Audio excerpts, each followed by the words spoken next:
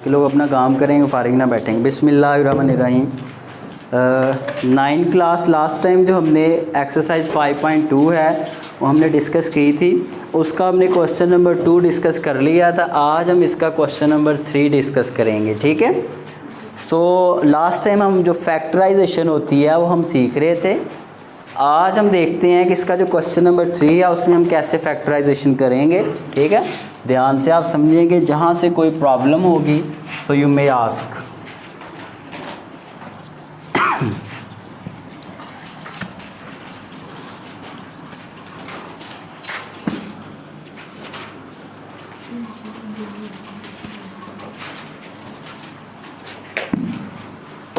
सो बेटा जी हमारे पास question number 3 है। इसके टोटल 8 पार्ट्स हैं, इसमें से 4 मैंने आज आपको पहले करवाने हैं। 4 में से मैंने सिर्फ 2 मैंने करवाने हैं। आप बताएं भी कौन कौन से 2 करवाऊँ पार्ट्स आपको। एक्सरसाइज 5.2 है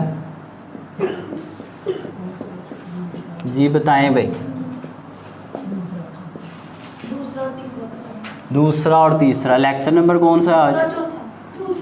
लेक्चर नंबर 10 नहीं 9 है। बड़ी दूर चले गए आप। चलें भाई, दूसरा और चौथा कह रहे हैं भाई बच्चे। क्वेश्चन नंबर 3 है और इसका पार्ट नंबर 2 है, यही कह रहे हैं आप। वो ये है भाई 30x² + 7x - 15। इसको आपने सॉल्व करना है, तो देखते हैं आप इसको कैसे सॉल्व करेंगे। सबसे पहले तो आप देखेंगे कि इनमें कुछ कॉमन तो नहीं आ रहा। कुछ कॉमन आ रहा है? नहीं कॉमन आ रहा। सो बेटा आप इसको ऐसा करेंगे कि ये जो x² के साथ रकम लिखी होगी और ये बगैर x के इनको आपस में मल्टीप्लाई कर लेंगे, तो 30 × मल्टीप्लाई, ये आप मल्टीप्लाई किसके साथ हो रहा है? -15 के साथ। क्या आंसर आता है? 30 को 15 के साथ ज़रब करें, -15 के साथ। कैलकुलेटर नहीं है आपके पास? जल्दी करो, क्या आंसर आ रहा है? -450। अब ये -450 आपने बनाना है किसी तरह से। 2 ऐसे नंबर लेने हैं जिनको ज़रब किया जाए तो क्या बने? -450। और अगर उन दोनों को जमा या माइनस किया जाए तो वो 7 बने, ठीक है। अब तो 18 मल्टीप्लाई 25, मनफी का 25 ले लें आप, तो कितना बन गया? मनफी का 450 बन गया है, ठीक है। अब हमें जो करना है ये ऐसा करें कि ये जमा वाला 25 ले लें और ये मनफी वाला ये वाला ले लें, ठीक है। आप देखें भाई, तो ज़रब करके तो 450 बन गया है, जमा मनफी करके हमने ये बीच वाला नंबर बनाना है, ठीक है। अगर हम क्या करें, जमा का 25 ले लें, मनफी का 18 ले लें, तो कितना बचता है? तो बन गया 7 के नहीं, ठीक है। तो अब ज़रा हम चलते हैं। सो 30x², ये 7x की जगह हम ये लिख सकते हैं, जमा का 25x हो और मनफी का 18x हो, ठीक हो गया। और आगे क्या बच गया? -15। समझ आ गई है? तो आपने ज़रबें करते जाना, देखते जाना है कि जिस नंबर के करीब करीब जाके ये हो रहा है आपने उन 2 नंबर्स को ले लेना है। क्लियर है? अब आगे चलते हैं भाई। तो हमने क्या किया है, 25 लिया है आपने जमा वाला और उसको ज़रब किया x के साथ मनफी 18 के साथ, तो आ गया -450, ठीक है। और जब आपने जमा का 25 लिया उसमें से मनफी 18 किया तो जवाब क्या आया? 7, यानी कि ये पेयर्स बनेंगे, ठीक है।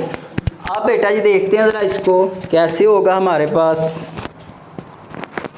अब इन दोनों में क्या कॉमन आ रहा है? 5x कॉमन आ रहा है कि नहीं?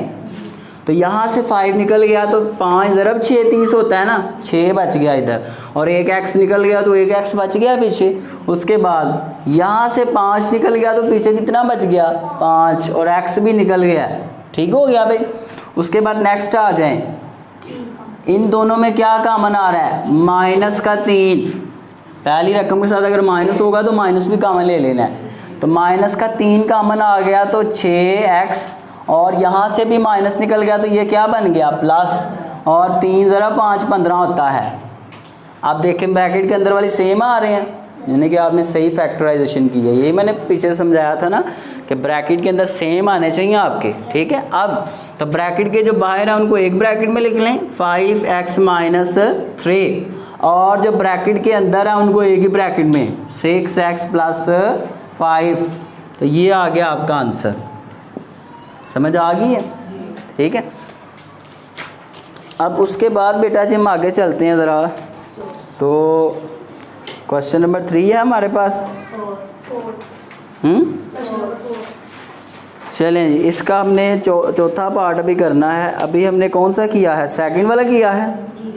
चलें भाई, तो जो फोर्थ वाला है बेटा जी उसमें क्या हो रहा है, ये उसने वैसे पेयर्स कैसे बनाए हैं, लेट मी सी। 5 ज़रा 5 25, 9 ज़रा 2 18। चलें करके देखता हूँ। अभी मैं आपको पेयर्स बनाने और इजी तरीके से मैं समझा देता हूँ। देखें ज़रा भाई, चौथा पार्ट है वो कह रहा है 24x² माइनस 65x प्लस 21, ठीक है। अब तो मैंने क्या बताया कि इन दोनों नंबर्स को आपने साइड पे लिख लेना है, ठीक है। लिख लें भाई, ये जमा का 21 है और जमा का 24 है, इन दोनों को ज़रब कर लेंगे तो क्या जवाब आएगा, 504। अब इनका एलसीएम ले लें इस तरह से। बेटा सिर्फ 21 है, वो प्लस है, ठीक। अब तो 504 आपने इधर ले लिया। अब इनके फैक्टर, इनकी आप एलसीएम ले लें इनका ज़रा। किस तरह से, 2 के टेबल में आ रहा है, 2 ज़रब 2 4, 1 बच गया, ये 10 हो गया, और 2 ज़रब 2 4। अभी मैं आपको ये भी बताऊंगा कि जोड़े आपने कैसे बनाने हैं अगर लंबी इस तरह की रकम आ जाए, ठीक है। अब तो 2 ज़रब 1 2, 2 ज़रब 2 4, 2 ज़रब 6 12, ठीक है। 2 ज़रब 6 12 और 2 ज़रब 3 6, ये 9 ज़रब 7 63, ठीक है। अब आप देखेंगे ज़रा कि 2 ज़रब 2 4 ज़रब 2 8, 8 ज़रब 9 7 कितना होता है, 63 होता है। 9 ज़रब 7 कितना होता है, 63 होता है, ठीक हो गया। अगर हम इस तरह से करें कि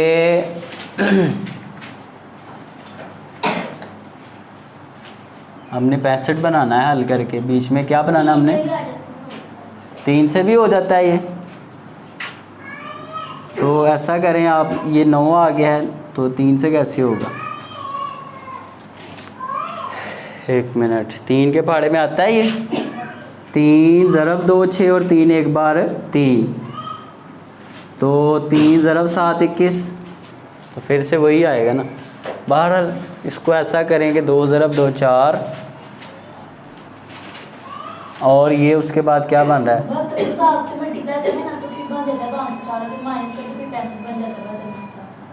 क्या करें,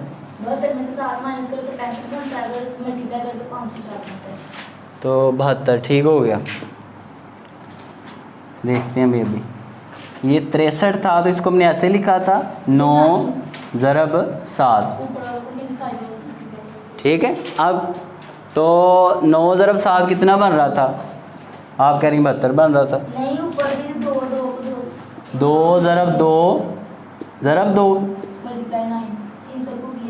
ठीक हो गया, ये 8 हो गया, और 9 ज़रब 7 कितना हो गया, 63 होता है। हाँ जी, नहीं 9 को 2 से किया, ठीक, 2 को 2 से, फिर 2 को 2 से, फिर 72 आता है, 72 हो गया, ये भी ठीक है, गुड शाबाश। अब देखिए अगर हम ये करें कि इन सारों को आपस में मल्टीप्लाई कर लें तो क्या बन रहा है, 9 ज़रब 2 18, 18 ज़रब 2 36, 36 ज़रब 2 72, और उसके बाद ये जो 7 है इसको ऐसे ही लिख लें तो 72 ज़रब 7 कितना होता है, 504 होता है। पीछे बैठ जाएं आप, चेयर पे चले जाएं, 504 होता है ना, वही हमने बनाना है, ठीक है।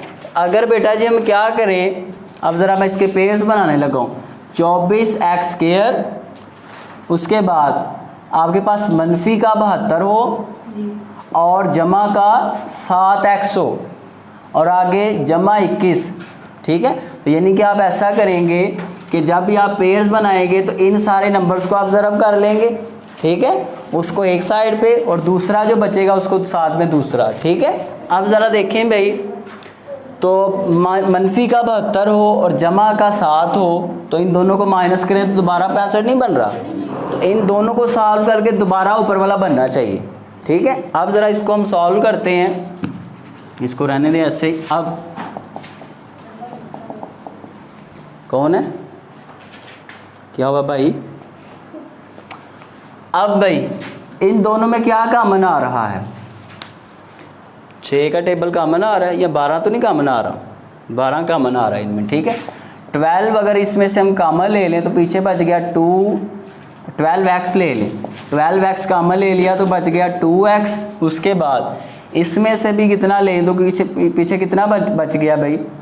6x। और भी कुछ कॉमन आ रहा है, ये 24 कॉमन ले लें इसमें से, ये 21 लिया था हमने, ये इन दोनों में कॉमन क्या आना है? 1 मिनट, 24x कॉमन ले लिया तो पीछे बच गया x - 3। ठीक हो गया, इधर से भी आप कॉमन ले लें तो ये दोबारा से बना है। 1 मिनट ठहरो, वो तो ठीक है, लेकिन यहाँ पे ये मनफी का 3 बनना चाहिए ना, और वो 24 आ रहा है यार, वो मैं दूसरी बात कर रहा हूँ। -21 है, -21 है, यहाँ पे +21 लिखा हुआ है, बुक के ऊपर माइनस है। ठीक है, ये गलती हो गया फिर, वही ना, यहाँ पे -21 है इसलिए ये गड़बड़ आ रही थी, तो -21। चलें भी अब ज़रा देखें, तो इन पहले 2 टर्म्स में से 24 कॉमन आ रहा है, ये 72 जो है 24 के भाड़े में आता है, x भी कॉमन आ रहा है, वो भी आपने कॉमन ले लिया। उसके बाद आगे आ जाएं तो इन दोनों टर्म्स में क्या कॉमन आ रहा है? 7 कॉमन आ रहा है, x और 7 ज़रब 3 21 होता है। तो अब देखें बीच वाली टर्म सेम बनी है, यानी कि अब आप सही जा रहे हैं। तो 24x + 7 और ये जो टर्म्स हैं ब्रैकेट में उनको एक ही टाइम आप लिखेंगे। ठीक है, तो ये हमारे पास बन गई है भाई आपकी फैक्टराइजेशन। क्लियर है जी? इस तरह से आपने इसको काम को करना है और ये आपका आंसर है। नोट कर लें इसको, बाकी जो 2 क्वेश्चन है वो आप घर से प्रैक्टिस करके आएंगे। ठीक है, ये थोड़ा लंबा काम होता है, लेकिन अगर इसको गौर से किया जाए तो फिर थोड़ा इजी हो जाता है जब आप प्रैक्टिस बार बार करेंगे। तो अपना ख्याल रखें, खुश रहें और